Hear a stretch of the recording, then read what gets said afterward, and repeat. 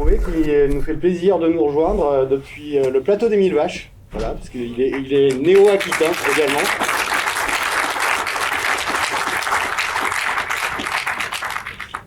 Et voilà, donc vous comprendrez forcément que certaines des préoccupations que vous retrouvez dans le film sont peut-être les siennes par rapport à son environnement très proche. Puisque je crois qu'on ouvre le film d'ailleurs sur le plateau des Mille Vaches, il me semble. Donc est-ce que déjà c'est cette proximité avec la forêt et ces évolutions qui t'a peut-être donné envie de faire ce film ? Oui. Ouais. Bonjour. Alors, je suis désolé, je te reprends. En fait, on dit le plateau 2000 vaches. 2000 vaches, pardon. Parce que, figurez-vous qu'il n'y a pas de vaches sur ce plateau, originellement. C'est plutôt un paysage de lande, comme vous avez pu voir sur la carte postale qu'ouvre le film, au début du XXe siècle, il n'y avait pas un arbre, quoi. Quand il y en avait un arbre, ça donnait presque le nom au village, quoi. Donc c'est vraiment un paysage qui a une histoire. Bon, moi ça fait une quinzaine d'années que je suis là-bas. Et bon, je viens plutôt d'une région agricole, mais pas spécialement forestière, donc comme pas mal de gens en fait, j'ai à peu près aucune notion d'économie et de gestion forestière. Et bon, pour moi, la forêt c'est une espèce d'incarnation de la nature éternelle, qui a toujours été là, alors que bon, c'est un paysage qui est extrêmement... Enfin, la forêt en France, elle est relativement récente, c'est un paysage qui est extrêmement anthropisé, en fait. Et bon, comme il se trouve que, comme vous avez pu le voir, en gros, si vous voulez, les 3 premiers quarts d'heure du film sont tournés en Limousin, donc sur la montagne Limousine, et ouais, dans un rayon de 30 km autour de chez moi. Et ce qui m'a conduit à commencer à travailler sur le sujet, c'est que, comme vous l'avez vu, là aujourd'hui, toutes ces plantations qui se sont multipliées au fil du XXe siècle, et bon, essentiellement après la Seconde Guerre mondiale et dans les années 60-70, aujourd'hui, elles sont à une espèce de pic d'exploitation qui crée énormément de tensions sur le territoire et avec les habitants. Et donc en tant qu'habitant de ce territoire, on est très concerné. Et il y a, si vous voulez, les premiers qui ont je dirais, joué les lanceurs d'alerte, ce sont des forestiers. Ce sont vraiment des gens qui travaillent en forêt. Notamment par exemple les 2 premiers personnages du film, qui s'appellent Marc Lajara et Vincent Magnier, ce sont des habitants et ce sont des forestiers limousins.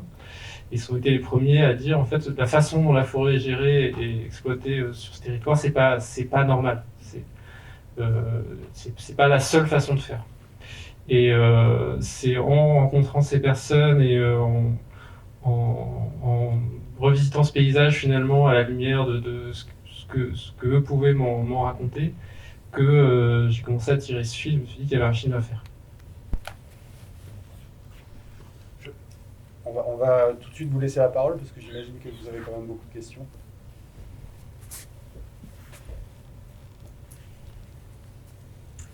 Bonjour, je suis ravie de vous rencontrer puisque j'ai trouvé votre film extraordinaire. Je suis landaise et il me manque quelque chose sur ma forêt des Landes. Je trouve qu'il n'y a qu'un seul parti pris, celui qui est l'exploitant, le profit, et qu'il n'y a pas la sauvegarde et la remise en question un petit peu de cette exploitation à outrance. Non, je ne trouve pas, il n'y a que 2 avis. C'est perso, hein, c'est tout. Non, mais ça ne me vexe pas. Alors, je ne suis pas tout à fait d'accord avec vous. Effectivement, il y a alors, ce personnage, ce propriétaire forestier que vous évoquez, donc, lui, c'est un gros propriétaire du massif. Hein, alors, son massif landais, il y a vraiment une vraie concentration de la propriété. Il y a des gens qui ont des milliers et des milliers d'hectares. Voilà. Et donc lui, il a ses propres forêts, donc ça se chiffre en milliers d'hectares. Et par ailleurs, il gère d'autres forêts. Donc c'est vraiment un acteur très important qui a été à la tête de la filière à un moment.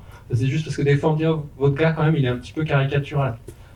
Alors peut-être, mais c'est un acteur important. C'est pas n'importe qui, il sort pas de nulle part. Et donc il y a un personnage qui est en contrepoint avec lui.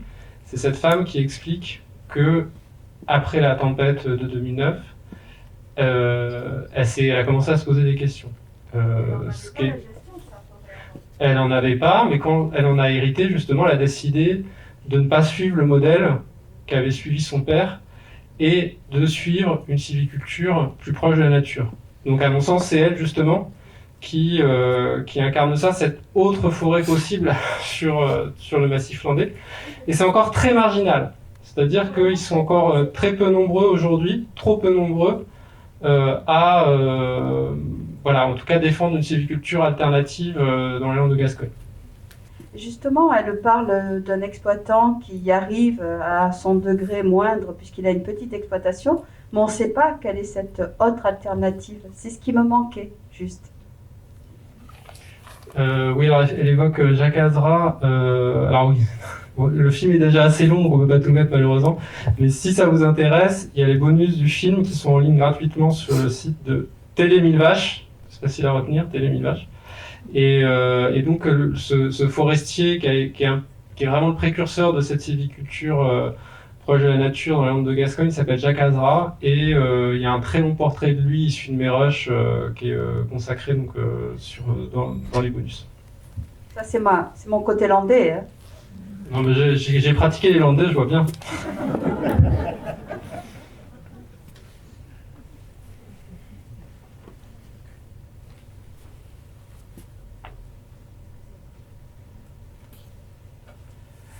Bonjour. J'aurais eu une question peut-être sur votre parcours en fait.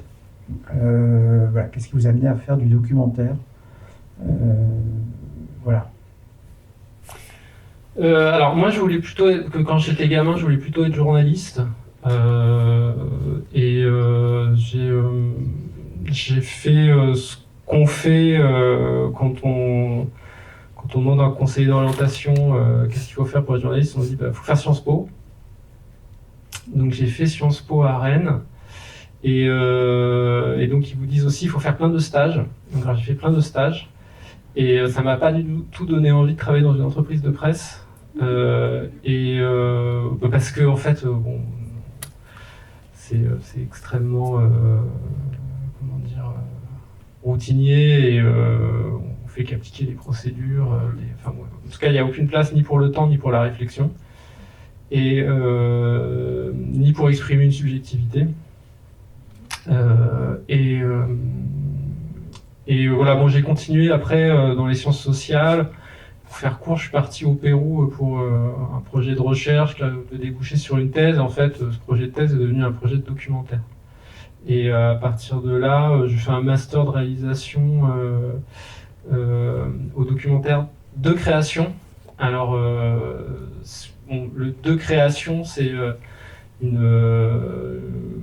petite formule pour dire qu'on se distingue du documentaire un peu formaté, qu'on voit souvent à la télévision, où vous avez une voix off qui vous dit tout ce qu'il faut penser, qui dit ce qu'il y a dans les images, comme si vous n'étiez pas capable de le voir, et avec de la musique partout et des plans à 300 à l'heure, vous n'avez pas vraiment le temps de voir ce qui se passe, et qui, en gros, c'est 95% des documentaires qu'on voit à la télé, c'est ça, cette espèce de clip, voilà.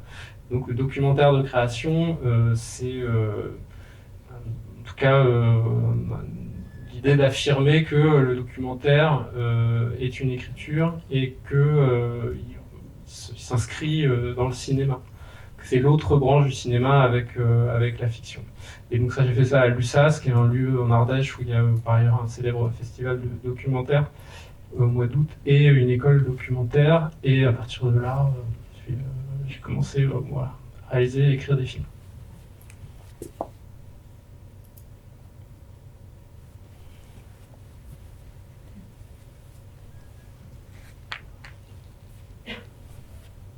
Bonjour, je peux enlever le masque pour parler dans mes micro. Bon, voilà. Alors, je viens des Landes aussi. J'aurais pas du tout le même genre de questions. Ma question portait plutôt sur le public que vous espériez toucher en particulier. puisque je suis enseignante en lycée forestier, justement. J'enseigne dans toutes les classes de la filière Bac Pro Travaux Forestiers. Et pour avoir accompagné une classe l'année dernière en tournée forestière, il y a beaucoup de choses que j'ai entendues dans le film qui font écho à des choses que les acteurs sur le territoire ont dit à mes élèves. Et j'ai très envie que l'ensemble du lycée le voit, en fait, parce que justement, c'est les acteurs de ce secteur-là de demain, et c'est important qu'ils aient cette prise de conscience-là. Mais est-ce que vous envisagez voilà, de toucher un peu le grand public, ou plutôt... Non, en fait, très sérieusement, ce film au début, même si bon après, le film, on espère évidemment qu'il va toucher le plus de monde possible, mais moi, ce que j'avais envie, c'est qu'il suscite un débat au sein du monde forestier et de la filière bois. Parce que c'est un monde très fermé, c'est un monde où la parole est très difficile, où il y a une vraie omerta en fait, où c'est un monde très masculin, où ça roule vachement des mécaniques, on parle de gros sous, c'est un monde où tout le monde est très atomisé, c'est beaucoup des entreprises individuelles, comme tout ce que ça peut, tout ce qu'il peut y avoir de difficultés derrière ces statuts-là, et où c'est vraiment pas bien vu de dire du mal du voisin, ou si on crache dans la soupe, on peut être blacklisté. C'est vraiment pas une culture faut faire corps, quoi. Et surtout pas critiquer l'ordre des choses ou remettre en question seulement l'ordre des choses, quoi. Et donc, sauf que en fait, si vous voulez, la tension qu'il y a dans le film, quelque part, le côté un peu, l'opposition qu'il y a dans le film entre deux façons, pour résumer vraiment le conflit entre deux façons d'envisager le rapport à la forêt et l'idée de la façon de récolter du bois, cette tension-là, en fait, elle traverse le monde forestier. Et depuis très longtemps, dès le 19e siècle, il y avait déjà cette opposition-là entre les tenants pour faire vite, du productivisme et ceux d'une sylviculture proche de la nature, qui, en intelligence avec les écosystèmes, qui s'appuie sur les écosystèmes pour récolter du bois et non pas qui les nie, comme peut le faire le modèle agricole intensif que vous connaissez. Donc, cette opposition-là, elle est pas nouvelle, si vous voulez, sauf qu'aujourd'hui, il y a un des deux côtés qui prend de plus en plus de place. Et donc, moi, j'avais envie que ce film-là puisse susciter un débat. Alors, avant même sa sortie, c'était déjà gagné parce que la filière bois a émis des communiqués ils m'ont fait une campagne de presse, mais géniale. C'est-à-dire qu'ils ont envoyé à tous leurs adhérents, alors, tous les adhérents, c'est-à-dire vraiment la moindre scierie de village de la Fédération nationale du bois, enfin, tout le monde a eu le mail comme quoi il fallait pas aller voir le film de François-Xavier Drouet. Donc c'était super, avec des arguments du genre que voilà, ça disait du mal de la filière, donc c'était pas bien. Et l'ONF a fait un peu pareil, de façon un peu plus fine. Mais voilà, enfin déjà il y a eu quand même comme ça une espèce de levée de bouclier. Oulala, attention. Ça c'est pas bon pour nous parce que on va être obligé parce que ça va un petit peu plus loin que les critiques habituelles, genre c'est pas bien de couper des arbres, ça c'est un peu plus fin, et surtout que le discours il est porté par des gens à l'intérieur de la filière. Vous voulez que la plupart, moi quand on commence à réaliser un film, souvent on regarde un peu ce qui s'est fait sur le sujet, quoi. Enfin, voilà. Et les films autour de la forêt, notamment les documentaires, qui vous entendez des scientifiques, des botanistes, naturalistes et des activistes d'environnement, écologistes, etc. Enfin, c'est un discours qui a une légitimité, mais c'est toujours un peu cette parole-là. Et les gens qui travaillent dans la forêt, on les entend pas. Et là, tous les gens qui apparaissent dans ce film sont tous des gens qui sont reliés à l'économie de la forêt. Ils sont tous forestiers, ou travailleurs autour de bois, etc., à différents endroits. Donc ça, c'était un peu ennuyeux pour eux. Parce qu'ils pouvaient difficilement dire « Ah, c'est encore les bobos du centre-ville, des grandes villes, qui connaissent rien, qui viennent nous dire comment il faut faire. » là, c'était compliqué avec un film comme ça d'avancer ça, quoi. En plus, réalisé par un Creusois, bon, c'était un peu emmerdé, quoi. Et donc le film, notamment les projections en Limousin, il y avait des fois la moitié de la filière bois dans la salle, quoi. Enfin, j'arrivais pour les débats et projections, il y avait toutes les bagnoles, toutes les coopératives forestières qui étaient là, les mecs qui étaient comme ça. Et c'était génial parce que le débat, en fait, moi, j'avais même pas besoin de parler. Le débat, il était dans la salle entre forestiers, ils s'expliquaient. Et c'était genre pour la première fois, ils pouvaient se parler, quoi. Ils pouvaient, voilà. Donc, et après, il a tourné aussi. Il y a eu plein d'enseignants comme vous qui ont souhaité le montrer dans les écoles forestières. Et moi, de ce point de vue-là, après, bien au-delà du nombre d'entrées en salle, ça a été une réussite pour moi. Merci. Oui, bonjour, c'était pas pour sortir du sujet, mais c'était juste une petite remarque pour revenir sur ce que vous disiez tout à l'heure sur le documentaire. Je me disais que ce film est hyper dense, il traverse des problématiques vastes, y compris bien au-delà de la question de la forêt, évidemment. Et que c'est important peut-être de rappeler combien ça ne passe pas par la démonstration, combien c'est attentif aux textures du ciel, des arbres, des visages. Enfin, voilà, qu'il est question de cinéma, et comment ce cinéma, c'est pas pour être dans la question plastique, qui est pourtant, il y a des grands moments, mais en tout cas, comment, avec ces durées, cette absence de commentaires, comme vous disiez, qui nous redisent ce qu'on doit percevoir alors qu'on en est capable, et qui nous donne la possibilité, y compris sur le visage de Rousset, y compris, enfin je veux dire, sur des moments brefs, il y a toujours une participation de spectateurs qui est importante et qui fait lien entre toutes les dimensions plus analytiques, plus rationnelles, et comment on en arrive à finalement passer de recevoir des informations sur un secteur auquel on ne connaît rien, pour la plupart d'entre nous, comprendre un système, en saisir, en sentir les conséquences sur le plan de la conscience des humains et de ce qu'ils éprouvent, et l'élargir à tout un tas d'autres questions, évidemment, de notre monde d'aujourd'hui, sans être accompagné par un commentaire. Pour moi, c'est très précieux de montrer ça à des adultes, évidemment, des gens de tous âges, et des jeunes aussi. Voilà, c'était juste ça pose pas de questions vraiment, mais ça me semble. Non, mais je peux réagir à votre remarque. Oui, alors quand je dis effectivement que je revendique en tout cas une écriture documentaire qui s'inscrit dans une démarche cinématographique. Alors évidemment là, sur un sujet comme ça, il y a un contenu informatif qui est important.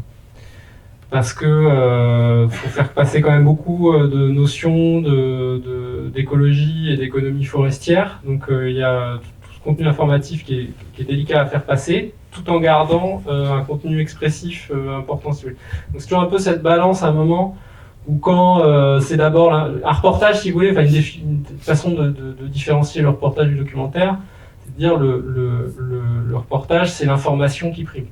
Voilà, on transmet des informations. Alors, pas toujours à mon sens, mais en tout cas c'est le contenu, la forme importe peu. Là, si vous voulez, dans la démarche documentaire, la façon dont c'est dit importe autant, sinon plus, que ce qui est dit. Si vous voulez. Il y a des silences qui disent plus que des mots, c'est un peu ça, si vous voulez. C'est ou une façon de dire une phrase, parce que la façon dont elle va être mise en scène, dont elle va être filmée, va dire autre chose que le premier plan du discours. Et donc ça, c'est des choses qu'on travaille à l'écriture, qu'on travaille pendant le tournage, dans la mise en scène des entretiens, qu'on travaille évidemment au montage, enfin à toutes les phases de la fabrique, et même au mixage, la façon dont vous allez traiter les voix, etc. Donc voilà, toutes les phases de la réalisation d'un film, c'est des questions qu'on se pose, c'est vraiment des questions de cinéma, les mêmes que se posent les réalisateurs de fiction. Puis la fabrication aussi des... Par exemple, voilà, moi on disait, ah oui, les intervenants. Pour moi, ce ne sont pas des intervenants, ce sont vraiment des personnages. Qui construisent comme des personnages de cinéma, si vous voulez, même la façon dont je les ai choisis. Alors, je ne sais pas si vous avez été attentif au générique de fin, il y a une sacrée liste de noms. À un moment, il y a un bloc de noms absolument énorme. Après, parce qu'au départ, il y a une première liste avec les personnages qui apparaissent dans le film. Et après, il y a plein de... c'est une partie des gens que j'ai rencontrés. En fait, j'ai rencontré des centaines de personnes pour faire ce film. Tu vois, le bûcheron que vous voyez dans le film, là, Patrick Augras, là, le Creusois, avec voilà, qui est content de bien dormir la nuit et de manger à midi. Bon, les bûcherons, j'en ai rencontré des dizaines avant de choisir celui-là. Donc, il y a presque une démarche de casting, en fait. Et à un moment, c'est avec... Voilà, et c'est pas forcément... parce que des fois, les bûcherons, il y en a quand même pas mal qui me racontaient un peu la même chose. Ce qu'il raconte Patrick Augras, il y a plein de bûcherons qui m'ont raconté, mais j'ai choisi lui parce que je trouvais qu'il avait un truc cinématographique, quoi. Il y avait un truc, il avait un visage, il avait la façon dont son corps un peu cabossé, la façon dont il disait les choses, c'était ça qui m'intéressait presque autant que ce qu'il disait. Si vous voulez. Donc voilà. Et après pour la voix off, bon, il se trouve que j'ai fait plusieurs films dans une tradition documentaire qu'on appelle le cinéma direct. Donc c'est des films de situation, notamment souvent dans des institutions, on va filmer le réel sans, a priori, donner l'illusion en fait d'une fiction, d'une continuité où on n'intervient pas, donner l'illusion que voilà la vie comme elle est, alors que tout ça est évidemment très mis en scène. Et sans commentaire. Donc j'ai un petit peu de cette tradition-là. Et moi, en fait, finalement, pour ce film-là, j'avais plutôt prévu de faire une voix off, en parlant à la première personne, de dire d'où je venais, etc., et de raconter un petit peu aussi comment mon regard sur la forêt avait évolué, et de faire retraverser ça au spectateur. Et en fait, ça, pendant le montage, c'est tombé, en fait. C'était pas du tout utile, parce que de toute façon, le spectateur le faisait, allait le faire lui-même, ce passage-là. J'avais absolument pas besoin de lui prendre la main, quoi. Déjà que le film est assez bavard, en plus, il fallait que je parle entre les... Justement, sur la question du son, le traitement du son est vraiment remarquable dans le film. C'est souvent qu'on a un son hors champ qui en fait appelle l'image qui va suivre. Et puis voilà, il y avait cette question des voix, il y avait aussi cette question des ambiances, parce que être en forêt, c'est aussi l'entendre pour la ressentir vraiment. Comment est-ce que tu as travaillé le son, l'ensemble de l'habillage sonore du film, quoi? Bon, alors on dit souvent que le son c'est le parent pauvre du documentaire, parce que ça demande un peu de temps, ça demande un petit peu de soin pour, au moment des tournages, vraiment soigner la prise de son. Et donc voilà, là en tout cas, j'avais évidemment sur un sujet comme la forêt, ça aurait été dommage ça ouvre une palette, si vous voulez, expressive. On pouvait faire passer aussi des émotions et des idées même à travers la prise de son. C'est une façon aussi d'ancrer les personnages dans une ambiance. Enfin voilà, on est beaucoup plus, si vous voulez, présent avec les gens qu'on voit à l'écran. Quand vous avez un micro direct avec une ambiance, on a une prise de son vraiment qui est ancrée dans un espace, que si vous mettez ce qu'on voit souvent à la télé, c'est-à-dire des petits micros HF. Alors ça c'est parfait parce que a priori vous êtes sûr qu'on va toujours entendre la personne. Par contre ça neutralise complètement l'environnement, c'est-à-dire qu'on n'entend plus où on est, quoi. On pourrait être dans une cabine, dans un supermarché, dans une cabine d'essayage, enfin dans un lieu complètement neutre. Donc il n'y a pas du tout ce travail-là, quoi, si vous voulez. Après, il y a beaucoup de travail dans la phase de post-production, le mixage, parce que l'ingénieur du son sur les tournages, il prend des ambiances ou des sons seuls. C'est-à-dire qu'à un moment, il dit au réalisateur, au chef opérateur, bon maintenant, s'il vous plaît, c'est possible de faire moins de bruit, je vais prendre une ambiance, et là on se tait. on chuchote et puis il dit je vous entends. Bon, ok. Donc il essaie de prendre une ambiance pendant plusieurs minutes. Donc avec cette ambiance-là, on va aussi refabriquer en post-production un univers sonore qui n'est pas toujours comme on voudrait qu'il soit au moment de la prise de son du direct avec la personne, parce qu'il y a un avion qui passe, parce qu'il y a des accidents, parce que dans le documentaire, on ne peut pas tout maîtriser comme on peut le faire dans la fiction. Et donc, on reconstruit a posteriori, mais en étant fidèle à ce qu'on a vécu. Je ne sais pas si je suis clair, c'est-à-dire que non, mais pour faire vite, des gens sans foi ni loi ou juste qui sont pressés, vous êtes en forêt de Compiègne et puis ils vont vous mettre une ambiance d'oiseau qui vient de Corse, quoi. Alors, si on se pose... Non, mais... bon... Je ne sais pas si j'ai besoin de développer plus, mais c'est pas qu'un problème éthique, si vous voulez. Ça raconte quelque chose, quoi. Oui, bonjour. Je voulais vous demander quel est votre rapport aux machines, la façon dont vous filmez. Vous avez décidé de filmer ces engins qui sont destructeurs, évidemment, mais je pense qu'il y a aussi un côté assez esthétique, c'est ce que j'ai ressenti, une part d'ambivalence. Alors est-ce qu'il y a un peu cette fascination aussi de l'enfant par rapport à ces engins qui sont aussi fascinants? Alors,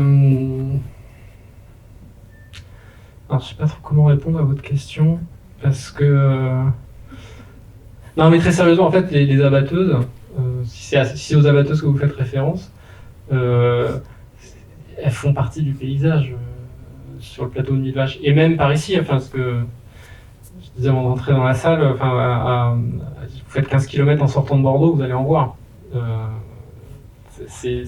Donc, moi, c'est presque banal pour moi. Ça, c'est une première chose, mais évidemment, la façon dont je les mets en scène, j'essaie de montrer quelque chose de presque prométhéen, quoi. Vraiment, un moment, et à la fois dans l'énormité, dans la rapidité, dans quelque chose du rapport à la nature, qui est, et même le rapport à l'humain aussi, parce que, pour moi, ça fabrique aussi une forme d'humanité. Je sais pas si on voit des gens qui sont... moi, il y a un forestier qui m'a dit il a vraiment l'air en mauvaise santé, quoi, le conducteur de la batteuse, quoi. Enfin, c'est des pouces-boutons, quoi, quelque part. Donc, c'est pas non plus des métiers très très intéressants. Et après, voilà, dans l'histoire du cinéma, ça évidemment, c'est un grand truc, filmer les machines. Enfin, depuis les Frères Lumière, évidemment, il y a quelque chose d'un peu fascinant pour le gigantisme, pour le côté implacable comme ça des machines. Enfin, vous pouvez faire des thèses, des bouquins entiers écrits là-dessus, les temps modernes, etc. Donc, évidemment, en tant que cinéaste, de filmer des grosses machines énormes, imposantes, c'est une belle matière. Je dirais pas que je suis fasciné, mais en tout cas, surtout, j'essaie parce que bon, moi aussi, par exemple, les bandes-ci qu'on voit à la fin, donc les scieries tout automatisées, où il n'y a pas un seul ouvrier, où les grumes passent comme ça à 100 à l'heure sur des tapis roulants et sortent en forme de planche, et on voit juste des gus derrière des ordinateurs. Pour moi, ça c'est plus effrayant presque, si vous voulez, que la batteuse. Parce que il y a même plus de travailleurs, en fait. L'homme est complètement chassé du cadre, quoi. Il y a un film important qui s'appelle Notre pain quotidien, que certains ont vu, là, qui a peut-être presque une dizaine d'années, et qui a été une source d'inspiration un petit peu pour moi, enfin, avec 1000 autres films.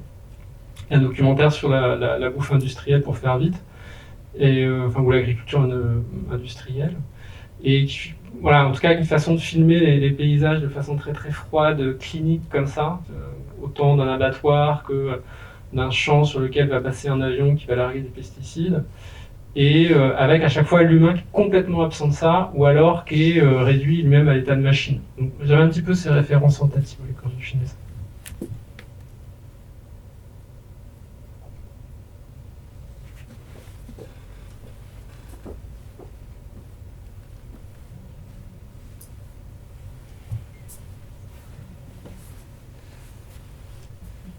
Oui, est-ce que vous pourriez nous éclairer un petit peu, s'il vous plaît, si c'est pas trop fastidieux, sur la structure du film par rapport à ce que vous vouliez démontrer? Vous avez commencé par le plateau de l'élevage, après vous avez terminé, si mes souvenirs sont bons, par les Vosges. Est-ce que vous pouvez expliquer le cheminement, s'il vous plaît, entre les différentes régions? À quoi cela correspondait-il par rapport à ce que vous vouliez démontrer?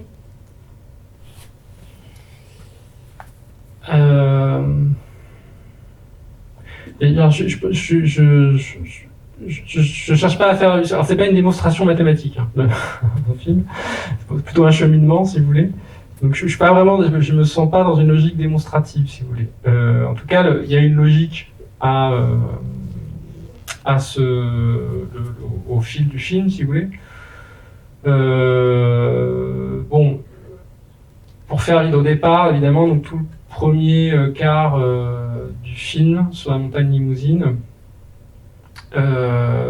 raconte à la fois il y a plein de notions comme ça effectivement qu'on essayait de faire passer, donc notamment cette idée contre-intuitive, enfin qu'une plantation c'est pas une forêt, donc ça je crois que tout le monde n'était pas au courant, parce que moi-même en fait je m'étais jamais posé la question avant d'habiter en Limousin.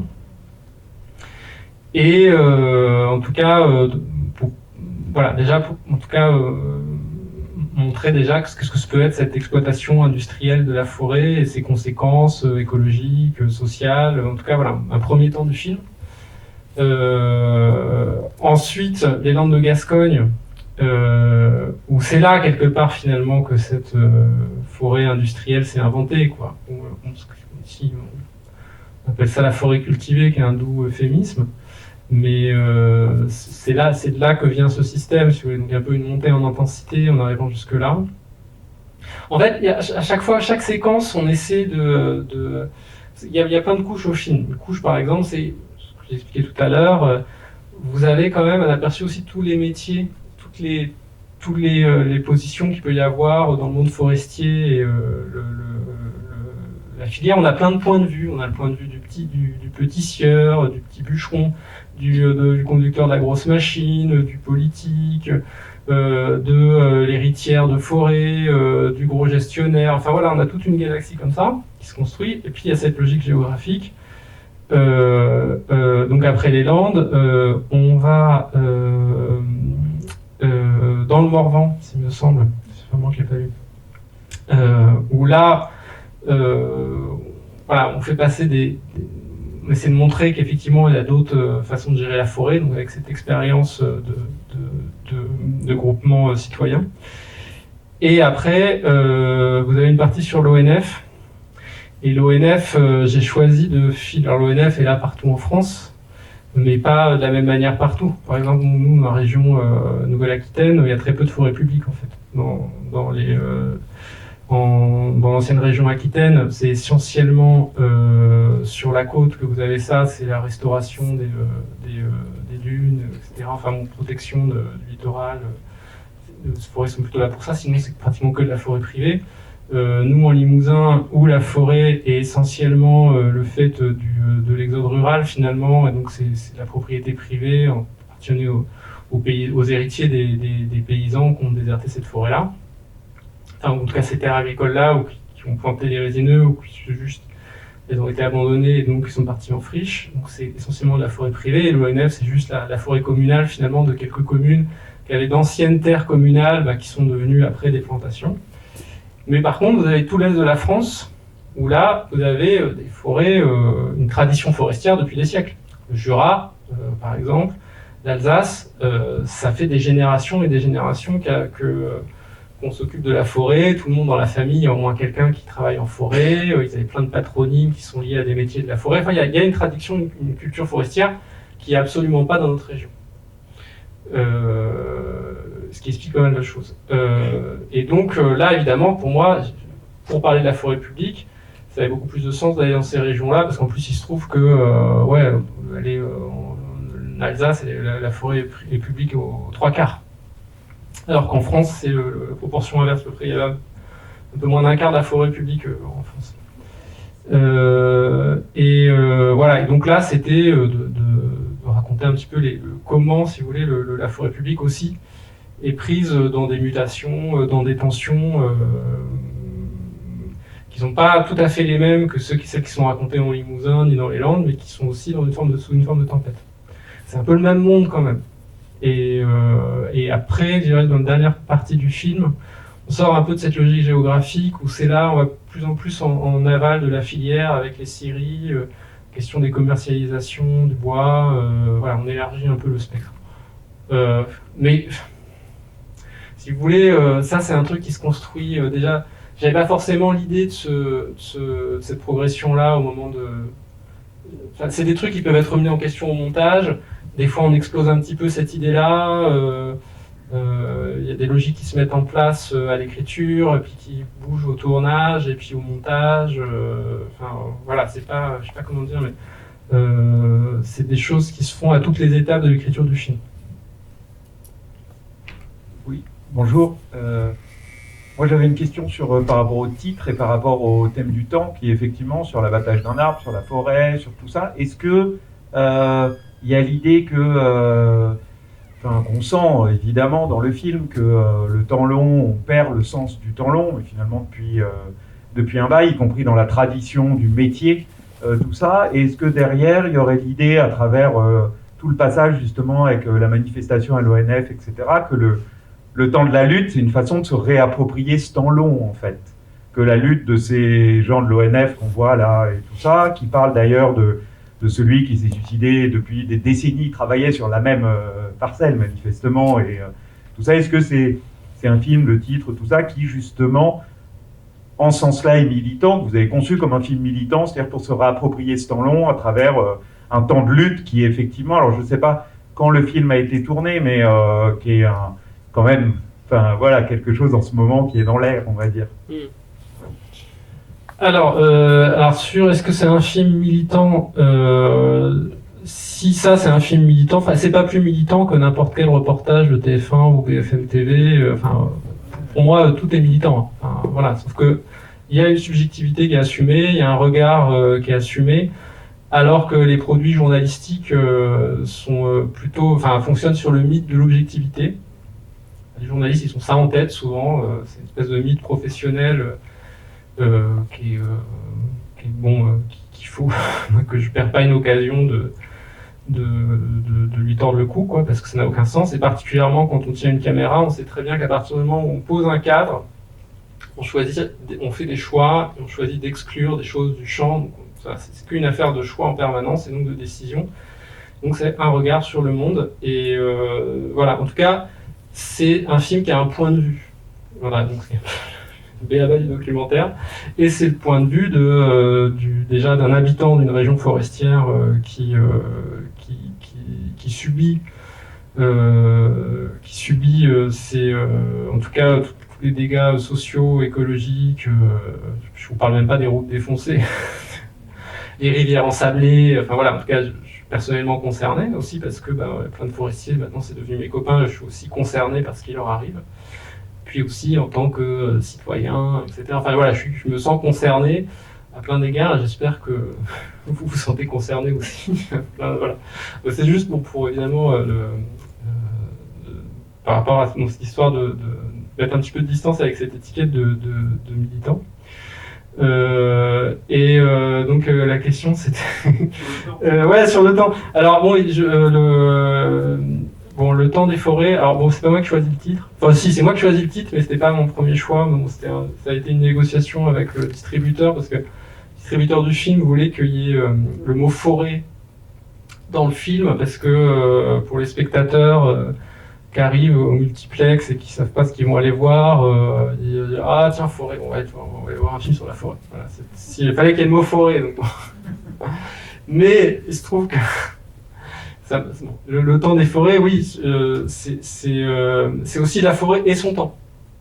Donc c'est le temps de la forêt, évidemment, qui n'est pas celui des hommes. Et là, on a un mouvement où on essaie de faire rentrer de plus en plus la forêt dans le temps du marché, et donc de l'affranchir de son rythme biologique.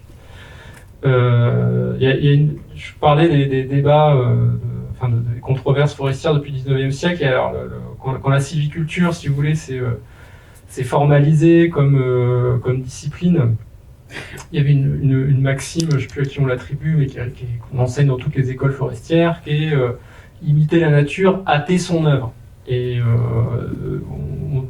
on dit qu'aujourd'hui, en fait, ils ont juste retenu le hâter son œuvre. Donc oui, la question du temps, elle traverse pratiquement toutes les séquences, et je suis d'accord avec vous sur la manif de l'ONF.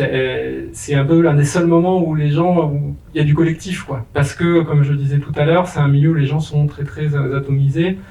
C'est pas le fruit du hasard, ça a été une évolution à un moment. Avant, les bûcherons, par exemple, étaient salariés des scieries.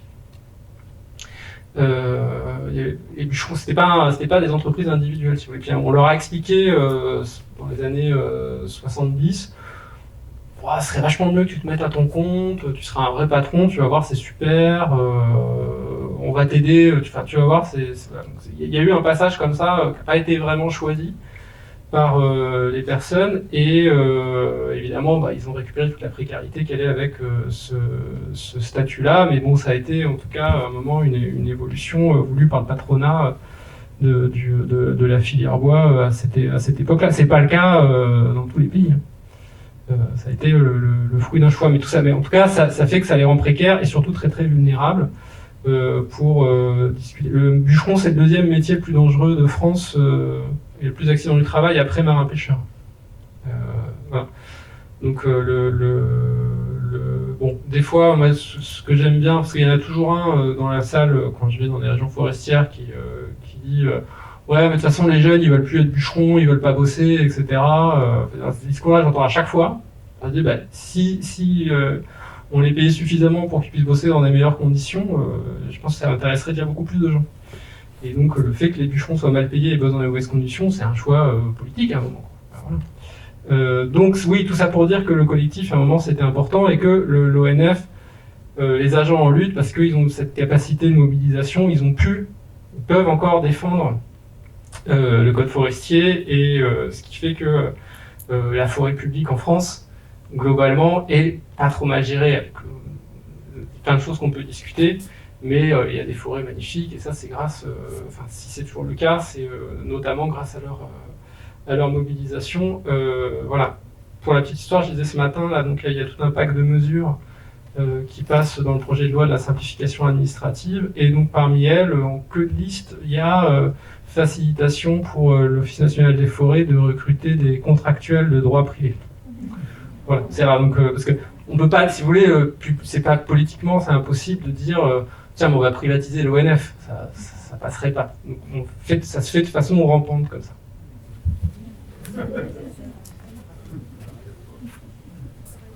Sur l'atomisation là, des travailleurs, il y a une scène que j'adore là, quand ils sont en train de prendre les mesures des grands bois, comme ils disent, là, et où ils hurlent.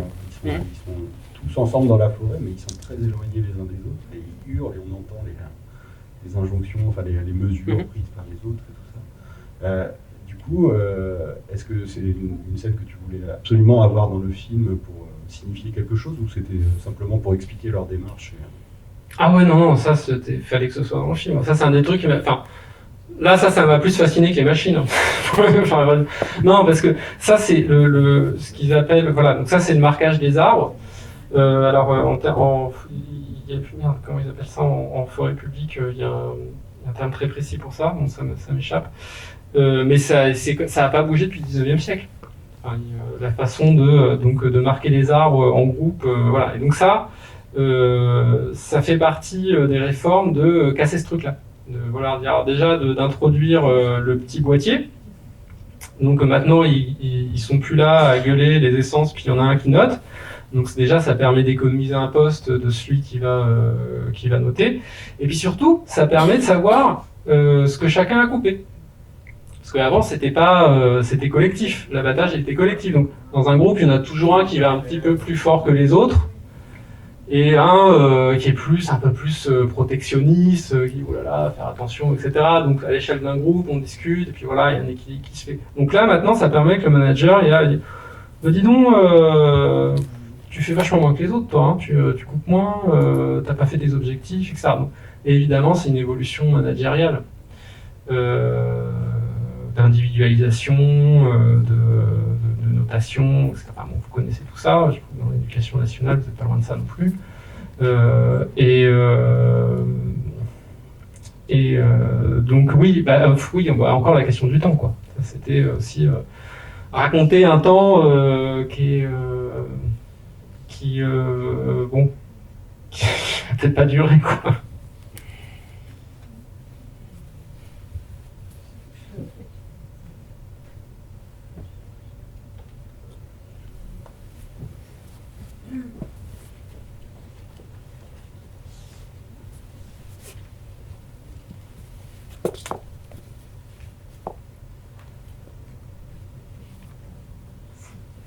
Oui, excusez-moi, pas trop sur le film que je trouve par ailleurs magnifique, et voilà, que j'ai très envie avec lequel j'ai très envie de discuter avec les élèves sur ces sujets que pour beaucoup d'urbains ils connaissent très mal. Je voulais parler du sujet. Je ne sais pas, pour ceux qui auraient peut-être besoin d'informations supplémentaires, il y a une excellente revue numérique qui s'appelle Reporter, TE2RE, qui a été fondée par Hervé Kempf, et que va aller chercher dans la rubrique forêt. Et là, il y a plein d'articles sur des choses assez monstrueuses qui se passent, justement, privatisation d'ONF, enfin, dérive, voilà, sur un projet de méga scierie dans les Pyrénées, enfin bon, bref.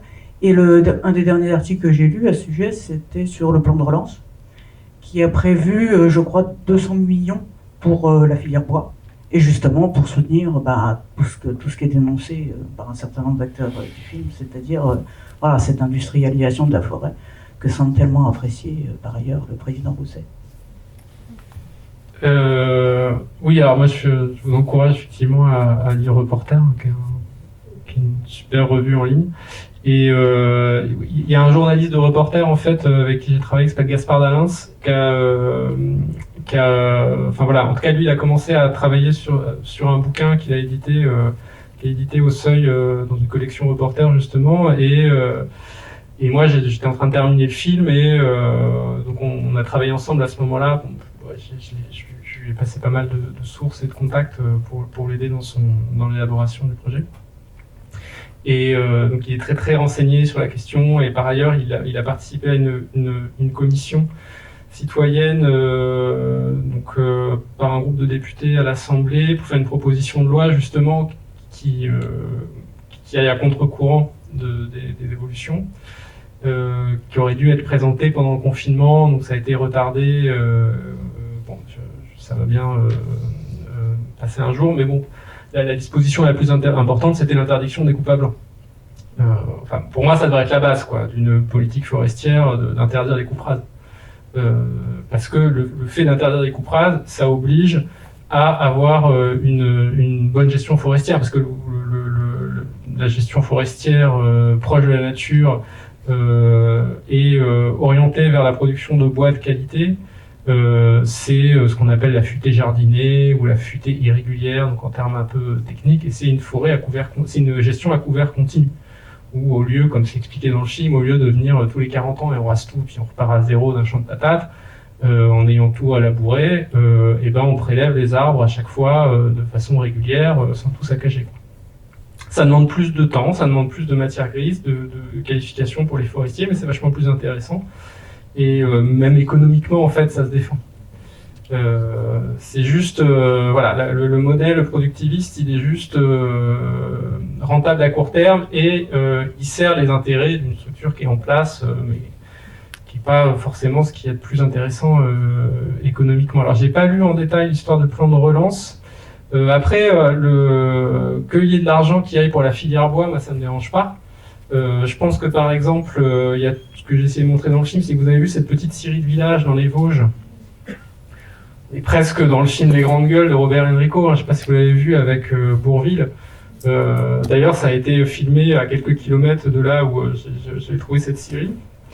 Ça, c'est tout un monde qui disparaît, quoi. Enfin, après, vous avez vu les conditions de travail dans lesquelles ils sont, c'est hyper dur, il n'y a rien qui est aux normes, évidemment. Bon, ces scieries-là, on ne les a pas aidés à se moderniser.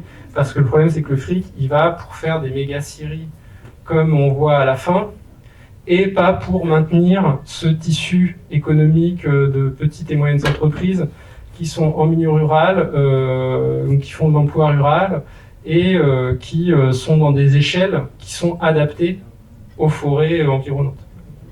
Donc ça, c'est des choix politiques encore. On les a pas aidés à se moderniser. Dans les autres pays à côté, en Allemagne, en Suisse par exemple, c'est pas la même chose.